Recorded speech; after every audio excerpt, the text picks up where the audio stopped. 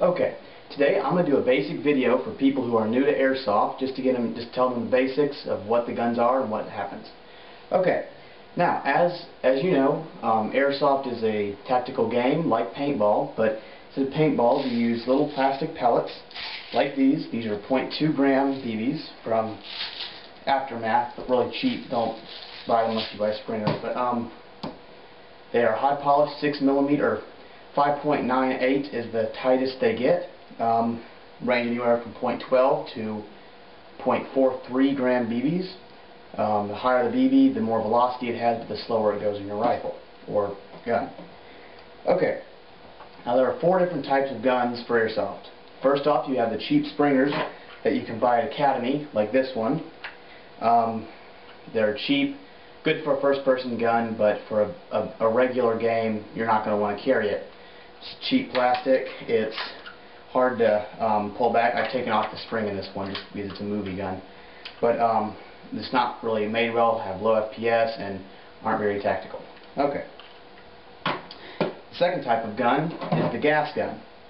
This is a WE 1911, as featured in one of my other videos.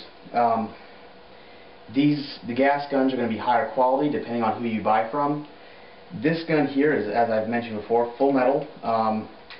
By gas blowback, what I mean is that there's no spring in here that you have to rack each time to shoot the gun. There's gas that's injected into the gun to make it shoot, and every time it does shoot, the slide blows back like a real gun, making it more realistic. And as a plus, after the last shot, the slide will lock back. So all you have to do is then reinsert a new magazine and do that. So it's a lot better for keeping sights on target without having to take it down, rack it again, and shoot, and so on and so forth. Once again, I didn't mention this. This gun is the Walmart gun is going to run you about anywhere from $10 to maybe $60 for an okay price shotgun. The gas blowback pistols, a good one, will cost you anywhere from maybe $90 to upwards of $250 for just stock, not custom or anything. The next type of gun we have is the sniper rifle. They come in gas and spring. This rifle in particular is the JG Bar 10. It is spring powered, so you have to, each time you do this, the spring is pushed back, compressing air in the piston. And once you pull the trigger, sorry about the jingling, that's my dog.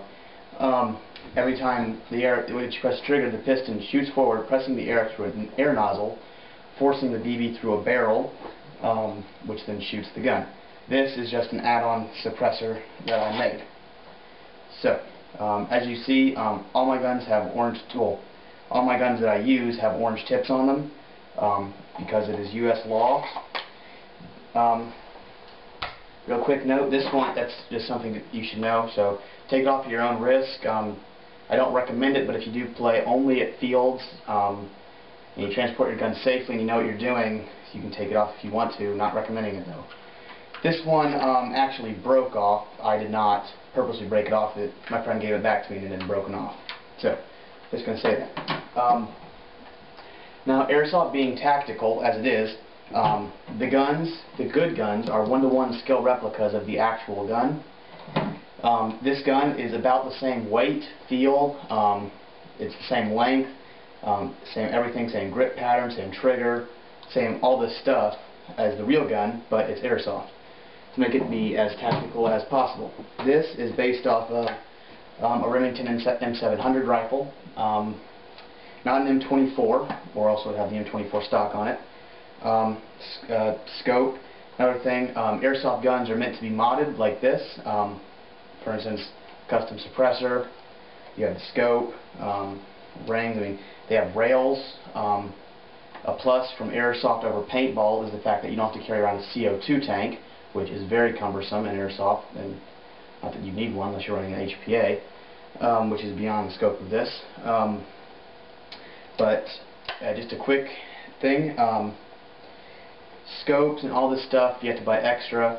They don't know if they come with the gun, they're most likely crap, unless you pay a lot of money for a good gun that's made custom or comes with a name brand scope. Yes, this is a spring rifle, sniper rifle. They also make it in gas, but gas is not useful in winter, but I will get into that later. Okay, the next class of guns we have is electric. This gun in particular is the Echo 1 M16A3, or it's called the A4, but it's A4 usually would have a RIS handguard. This one does not. This gun is electric. It runs off of a battery that is put in the stock that is rerouted into a gearbox here, which in general is the same thing as the sniper rifle. It winds gears, pulls a spring back, loads air into a piston, piston shoots forward, so on and so forth. This gun is the same dimensions as the M16, even though the body is plastic. The grips are going to be a little bit wider than on your real one because they store a motor in here to be able to turn the gears. It is able to do fully automatic, or semi-automatic, and fully automatic. These guns are great if you're a beginner and you don't want a cheap, crappy little spring gun, and you actually want a good gun. Then the electrics will probably be a good beginner's rifle. Everybody wants to be a sniper. I'll talk about more of this later, but snipers are, in my opinion, meant to be more for people who have played longer, but that's for a later subject. Now, as I've said, with this being realistic, it also has carry handle, which is removable so that you can have a rail to mount a scope or something else on it. It has a functional charging handle, which basically means you pull it back, the dust cover open, and you'd be able to see the hop up right there, and I'll get to that in a second. And then this just pushes forward, and you're good. It serves no purpose other than aesthetics and the fact that you can access hop up. This is your forward assist button, does nothing. Bolt catch, does nothing.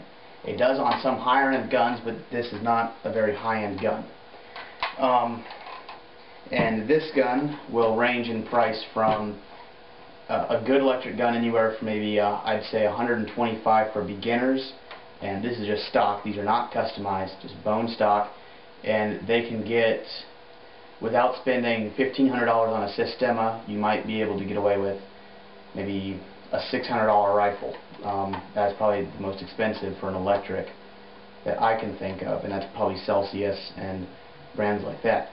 Got the hand guards and whatnot. But okay, and if I did not mention on the sniper rifles, when you are a sniper, sniping is one of the most expensive, if not the most expensive, role you can play on a team or just by yourself. So they range anywhere from a good one, maybe this one was like $110, anywhere from that to upwards of Right Hook Manufacturing makes rifles up in the 1500s and up to the 2200s. But a good one will range you anywhere from maybe 100 to 500 stock without gas rifles and whatnot.